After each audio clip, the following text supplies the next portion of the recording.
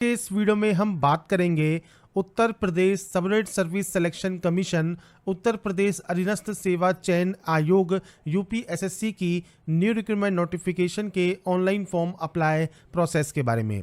तो फ्रेंड्स यहाँ पर जो नोटिफिकेशन है ये फ्रेंड्स आपके यूपीएसएससी पीईटी नोटिफिकेशन 2023 के लिए फ्रेंड्स आपका जारी किया गया है और आप इसके लिए ऑनलाइन अप्लाई कर सकते हैं। कैसे आवेदन करना है इसके बारे में हम इस वीडियो में बात करने वाले हैं। इस वैकेंसी या नोटिफिकेशन से रिलेटेड जानकारी आपको jobrasta.com पर देखने को मिल जाएगी। वहां पर जाकर आप डिटेल्स को वेरीफाई और चेक कर सकते हैं। बात करेंगे इसके फॉर्म अप्लाई प्रोसेस के बारे में और इस वीडियो को स्टार्ट करने से पहले अगर अभी तक आपने हमारे चैनल को सब्सक्राइब नहीं किया है, सब्सक्राइब करें, शेयर करें, लाइक करें, जिससे आपको आने वाली सारी अपडेट्स मिल सके। तो यहाँ पर देखिए फ्रेंड्स, ये इसका ऑफिशियल नोटिफिकेशन है प्री एलिजिबिलिटी टेस्ट पीईटी 2023, जिसके लिए 1/8/2023 से 30/8/2023 तक आप इसमें आवेदन कर सकते हैं। इसके लिए फ्रेंड्स आपको आना होगा इस पोर्टल पर और यहाँ पर आने के बाद यहाँ पर देखिए आपको प्री एलिजिबिलिटी टेस्ट का ऑप्शन मिल जाएगा, जिसमें फ्रेंड्स आप यहाँ पर सबसे पहले जो जो इंस्ट्रक्शंस हैं और जो एडवर्टाइजमेंट है वो आप चेक कर सकते हैं और उसके बाद आपको यहाँ पर राइट हैंड साइड में अप्लाई का ऑप्शन भी मिलता है। आप इस ऑप्शन पर क्लिक कर सकते हैं। क्लिक करने के बाद आपको देखिए यहाँ पर क्वालिफिकेशन सेक्शन मिलेगा। तो यहाँ पर हाई स्कूल आपका मैंडेटरी है, मतलब 10th क्लास पास आउट होना ज़रूरी है। 18 से 40 साल आपका एज क्राइटेरिया रहना चाहिए। इसके बाद देखिए जो यहाँ पर कट ऑफ डेट है वो 1/7/2023 आपकी रहती है एज के लिए। इसके बाद कैंडिडेट रजिस्ट्रेशन टैब पर आप क्लिक करेंगे। इससे पूछा गया है कि अगर आपने 2022 का प्री एलिजिबिलिटी टेस्ट दिया है तो आप यहां पर यस कर सकते हैं और अगर आपने नहीं दिया है तो आप नो कर सकते हैं। यस करने पर आपने 2022 के रजिस्ट्रेशन नंबर के आधार पर जो भी जानकारी आपने फिल की है वो ऑटोमेटिक आपको शो करेगी, आपको दोबारा से फिल करने की जरूरत नहीं है। पर मैं यहाँ पर फ्रेंड्स आपको डाटा बताऊंगा कि अगर आप रजिस्टर नहीं है तो आप यहाँ पर नो करेंगे और उसके बाद आप यहाँ से प्रोसीड करेंगे। पर आपके पास है 2022 का रजिस्ट्रेशन नंबर तो आप यहाँ पर डायरेक्टली यस करेंगे और उसके बाद यहाँ से प्रोसीड करेंगे, यहाँ से डाटा को एक्सेप्ट करेंगे और उसके बाद फ्रेंड्स आपका जो ओल्ड रजिस्ट्रेशन नंबर है वो डालकर आप प्रोसीड कर सकते हैं।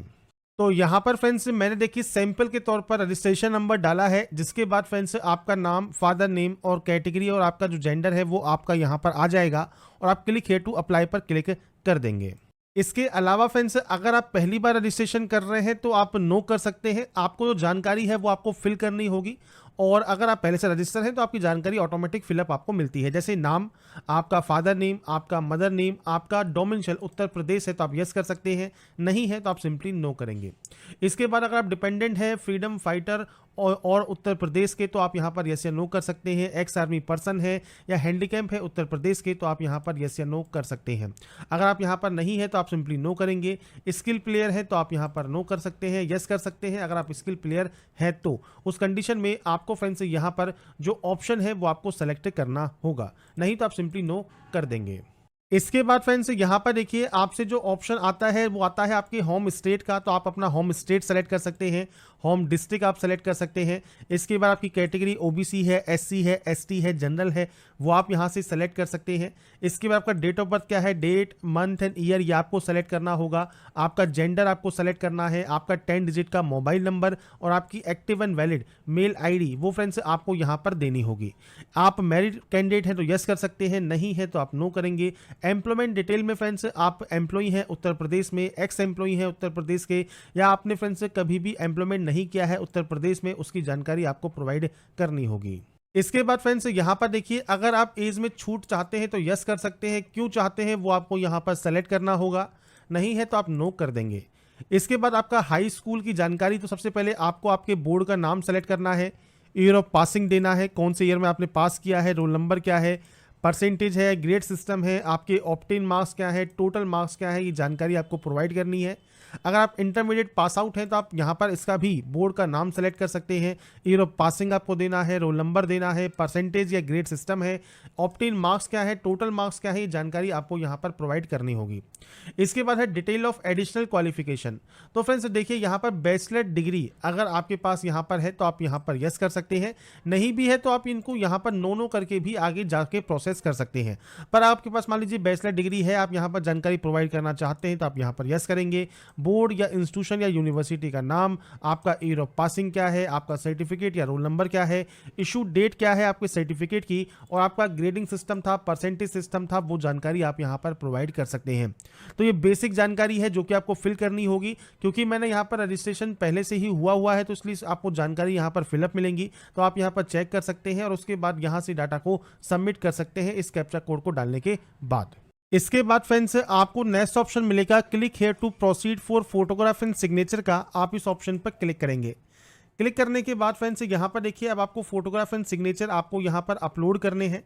तो आपको फ्रेंड्स यहाँ पर देखिए जो फोटोग्राफ है वो आपको यहाँ अपलोड करना है और इसके अलावा सिग्नेचर आपको अपलोड करना होगा। सिग्नेचर ध्यान रखिएगा, आपको सैंपल यहाँ पर सिग्नेचर का दिया गया है, इंग्लिश में और हिंदी में दोनों में ही आपका नाम होना चाहिए। तो आप इसी तरह से जो सैंपल आपको दिया गया है इसी में ही आपको फ्रेंड्स आपके सिग्नेचर को यहाँ पर अपलोड करना होगा। आप यहाँ पर गाइडलाइन भी चेक कर सकते हैं। तो आपको देखिए यहाँ पर फोटोग्राफ का भी आपको साइज़ दिया गया है, आपको सिग्नेचर का साइज़ दिया गया है और आपको बताया गया है कैसे आपको अपलोड करना है। बस सिग्नेचर अपलोड करते समय ध्यान रखें सिग्नेचर आपको दोनों ही लैंग्वेज में अपलोड यहाँ पर करना है। तो सेलेक्ट फोटो पर क्लिक कीजिए, फोटो को सेलेक्ट करके यहाँ अपलोड कीजिए और उसके बाद ही आप यहाँ पर फोटो एंड साइन को अपलोड कर पाएंगे। इसके बाद फ्रेंड्स नेक्स्ट ऑप्शन यहाँ पर है डिक्लेरेशन का। तो आपको सबसे पहले इस डिक्लेयर वाले ऑप्शन पर क्लिक करना होगा। इसके बाद नेक्स्ट ऑप्शन है आपके यहाँ पर सर्टिफिकेट डिटेल्स का, जिसमें यहाँ पर देखिए सब वैकल्पिक है मतलब ऑप्शनल है। अगर आपके पास ये अवेलेबल है जैसे पीएच सर्टिफिकेट या SC ST OBC certificate, domicile certificate, matriculation certificate, तो आप उसकी जानकारी दे सकते हैं। इशूइंग अथॉरिटी में फ्रेंड्स जैसे आपका एज प्रूफ है तो आप अपने बोर्ड का नाम मेंशन कर सकते हैं, इशू डेट कब ये इशू हुआ है और सर्टिफिकेट नंबर क्या है, और उसके बाद आपको इसको अपडेट करना होगा।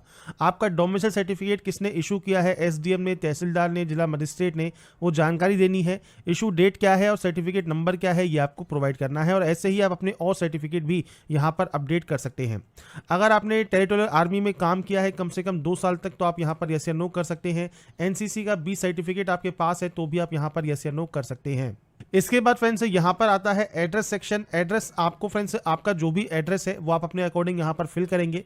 सबसे पहले आप यहाँ पर नेम एंटर करें, केयर ऑफ लगाएं और उसके बाद फ्रेंड्स आप अपना जो भी आपका एड्रेस है, विलेज का नाम है, हाउस नंबर है, स्ट्रीट नंबर है, लोकलिटी या सिटी है, आपका स्टेट नेम क्या है, डिस्ट्रिक्ट नेम क्या है, पिन कोड क्या है, ये जानकारी आपको देनी होगी।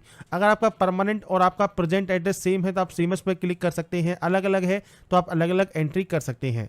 इसके बाद नीचे आने पर आपको यहाँ पर इसे डिक्लेयर करना है और डिक्लेयर करने के बाद आप यहाँ से प्रीव्यू को चेक कर लेंगे। प्रीव्यू फ्रेंड्स यहाँ पर जो भी डिटेल्स आपने फिल की हैं उसका प्रीव्यू आपके सामने ओपन हो जाता है। प्रीव्यू चेक करने के बाद अगर आपको लगता है कोई गलती हो गई है तो आप बैक जाकर सही कर लें, नहीं तो आप इस कैप्चा कोड को फिल करने के बाद यहाँ से डाटा को सबमिट कर देंगे।